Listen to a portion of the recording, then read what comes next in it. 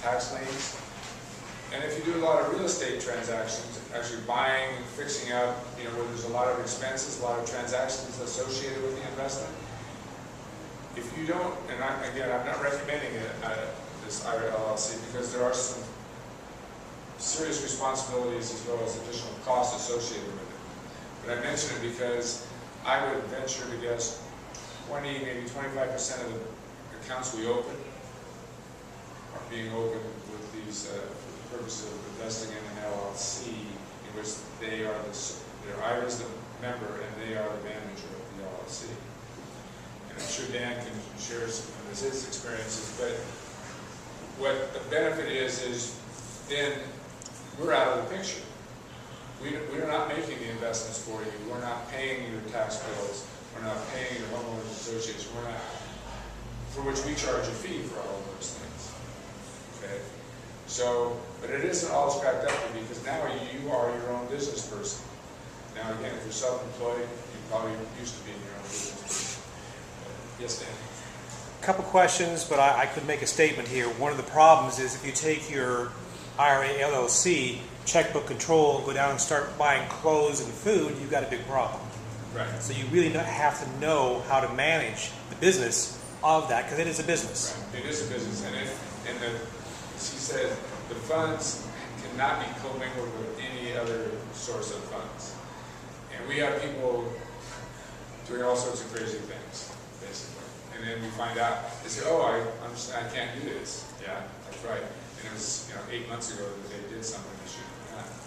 The temptation is, gee, I could use a new car, And we'll talk about prohibited transactions. That's the most egregious example of prohibited transaction.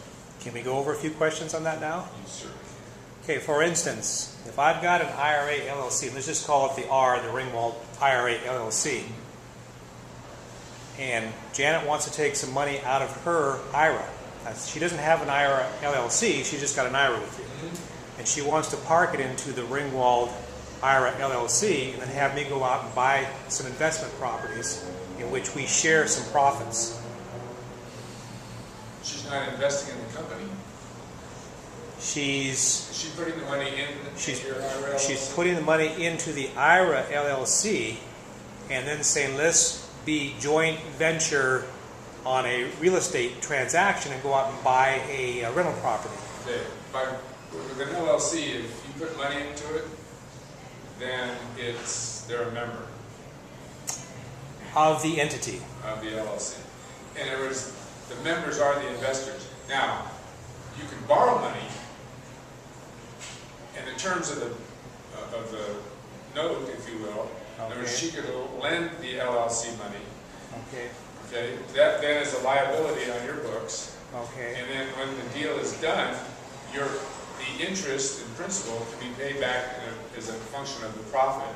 Okay. So it doesn't have to be a fixed interest rate. It could be 50% of the profits after all expenses are paid. So it would have to be a loan rather than if she brought the money in. Now she would be an actual member of the entity. Which is okay too, but that may not be the way the LLC is structured.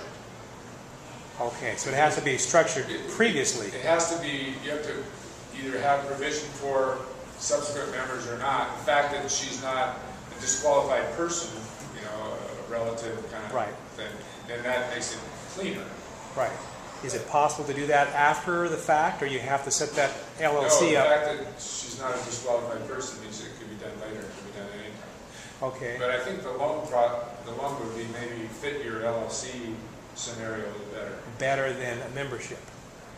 Yeah, but I don't give advice like that. Okay, okay, and then if we're just if it's just right, this gets complicated. No, if it's just one person and we're not bringing in a number of people where we're pooling money, then we don't have to so much be concerned about the SAFE Act and the SEC and all those issues. Correct? Right. Okay. I don't know about the SAFE Act, but I have to admit that's a ignorance on that one. Okay. So. But that would be something you'd want to talk to about whoever, the attorney or whoever helped you establish the LLC. Okay. Can be done. Okay. So we got you and I and her will be talking. Okay. Great. Yes, Jan? What are your fees to set up an IRA LLC? Well, actually, we don't set up the IRA LLC. We will hold it, but you either go to an attorney or to a company which we refer to as facilitators. They usually have a staff of people, including attorneys on either that they pay or on the staff, that do the LLC operating agreement and also file for your EIN with the IRS, and also file the articles of organization, which is what you do with the state to get the name. So you get the name, your tax identification number or employer identification number, and the operating agreement, and then you're ready to go. Do they need a business license as well? That depends on the state that you are in. And you don't have to form it in the state in which you live, by the way. In fact, many of these facilitators operate in states, I guess, Nevada. yeah, Nevada, Oregon, Texas, and if they're not there, they may still form the LLC in those states where there's no, number one, California is a minimum franchise tax board tax, right? $800 or something. Right. You want to stay away from that. Now, these IRA But LLCs, if you make money in California, you still have to pay the $800, no matter where you right, are. that's the problem. Now, not exactly. These IRA LLCs are considered disregarded entities, which means that the profits are passed on to the members, and I don't think many of them pay any tax at all. Well, they don't pay tax because the member is the IRA, and the IRA is tax deferred or tax free. Now, one of the reasons that we have Michael here is because about 2 or 3 months back, we had AJ from IR LLC Pros, and AJ is the person that sets up these things that you just asked, the LLCs, and he's the one that recommended we get Michael in here to talk, so we finally got him. Yeah, did I hear correctly? I'm backing up a little bit. Anytime anybody puts any money in the LLC, they become a member of that LLC? Well, that's what the members are. They're investors. And unless you can categorize it as something else, they will then become a member. And therefore, members in an LLC have a membership interest. So they're a 10% member, a 50% member. In most cases, with these, they're 100% members, and the member is the IRA. But that doesn't mean you can't have additional members. So can someone, I guess if the company needed the money, who's ever managing that, management, somebody invested more money than anybody else in there, would they have the controlling interest of the company? Potentially, if they had 50%, It's like a stock if they had 50% more, I suppose they would. Again, that depends on how the operating agreement is written. They can give preferential treatment to the family members, I suppose. But again, in our environment, we're usually dealing with one, sometimes a husband and wife together. It's usually the structure or the number of members doesn't usually change from the beginning. But you can use that vehicle for members. I'm sorry, you can use the vehicle, the LLC You for. can use this IRA LLC Right. as like a member, like a Yeah. federal credit union's member thing. Yeah, So you can take this, I mean, I don't have to build a federal credit building to do business. You could get this IRA LLC and do business and put all the money in that account. Yes. All of your retirement. And then could I turn that account over to a bank? If I can convince them that this is what I want to do? What do you mean turn it over to a bank? Well, there's money in it. Well, no. I don't want the money, I want to turn it over to the bank. You open a bank account when you fund it. That's where we send the money. So if you as a manager go out and open a bank account with your favorite bank, and then your instructions to us is to invest it in this LLC, we need to know that you've got a bank account in the name of that LLC in which the funds are held. Can you put that LLC in the bank's name? No, it's the other way around. Yeah, but I'm going to turn it around on the bank. So It's if I just- bring the money to a bank Yeah. who wants it on their books, can I transfer that and say, okay, let's make this U.S. bank, this is your account, I'm going to let you use the money, I want you to do fund control, You invest could, it out. yeah, I mean, you could turn it over to a manager, a investment manager of some sort. Essentially, it sounds like he's loaning the money to the bank. Yeah. See, I don't want to do the fund control. Well, you don't want to do the investing.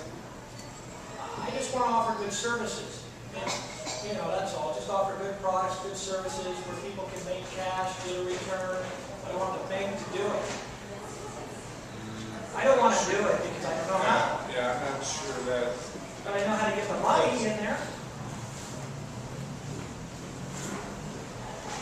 The LLC has to be an operating, not an operating business, but it is an investment vehicle. Yeah, well, a bank is an operating business, and I think they should open their own LLC, couldn't they? No, not with your retirement money. No, it's not my money. Oh, it's not It's your not my money. money. Okay, this isn't going to apply unless it's retirement money. This is all about retirement money. So it's got to be money from an IRA or one of these other And it wouldn't qualified fly plans. because of the penalties? No. We're not involved in that. You can do anything with your money that you want, but it doesn't require a custodian. So, you know, if you want to go to the bank and set up some arrangement with them with your personal money, that doesn't involve a company like ours. Well, how would you do it if it's everybody else's money? And they don't know where to put, they don't know where to put it because of the present economic situation. Right. They don't know where to put it. The people are worried, like, I don't want to invest. They're hanging on to their Right, money. We've got right. an economic problem. Right. Talk But now to, you got something good. Where do they put it? talk to the bank. Yeah. Just go to the bank. I can't even Right. address that. I don't know. Okay. Okay. All right. That was a good question. Yeah, I just can't. You just don't have an answer. Well, it doesn't involve our service. That's, and I'm trying to stick to that. Right. That's all. Okay. Just talk a little bit more about how are we doing on time? Doing fine. Okay. You know, you can go as long as everybody wants to stay. So that's Okay. really where we're at. Real estate investment options. These are some of the most common real estate investments that we do. Is it the loudspeaker or the top speaker? Right. So you can buy commercial as well as residential income property. You can do all these things. You can buy and hold. You can fix and flip. You can get joint tenants. You and your friends can go together and get in on the same real estate deal. And then there's also the possibility of actually leveraging your investment in real estate. And that's kind of an interesting thing because you can actually, your IRA can actually get a loan. And what makes it different is that it has to be a non-recourse loan because they don't look to the IRA account holder, they look at the property and its ability to support the loan, to make the loan payments. And there's only 2 institutions that I'm aware of out there that will do that and at a fairly reasonable interest rate, probably 7 to 8% maybe. But it's only on the basis of about a 50% loan to value. So you're not going to get high leverage. But theoretically, you can buy 2 houses for the price of one. You can pay cash for one and borrow money on 2. And it's a pretty straightforward process, and it doesn't involve your personal credit or anything else. They just look at the property, the area, and they say, yes, we can support 60% loan on this property. So is the market bearing 7 or 8%? I mean, the feds are selling money at almost nothing. Right. I don't know what the current interest rates are. You'd have to talk to these banks. I'm sure they've been moving up and down like So everybody else. if you did it again, you'd be able to cut the interest rate in half, right? So instead of paying 8, you pay 4. I doubt that it would be that low. I mean, home loans are 4% now. Well, if you do it again, if you do it once with the bank and it's 4%, and then you do that process again, now it's 2%, and if you do it again, you're paying 0. Boom, boom, boom. Bank does that all the time. Yeah, that would work on a loan yeah, that would work. Okay, so those are common ones, and then I mentioned earlier vacant land. Trust deeds are, I think, an interesting investment strategy. It's lending money on real estate. There's a whole associations out there of hard money lenders. You may have heard the term. Private lenders are also referred to, who are who have investors and borrowers that want to borrow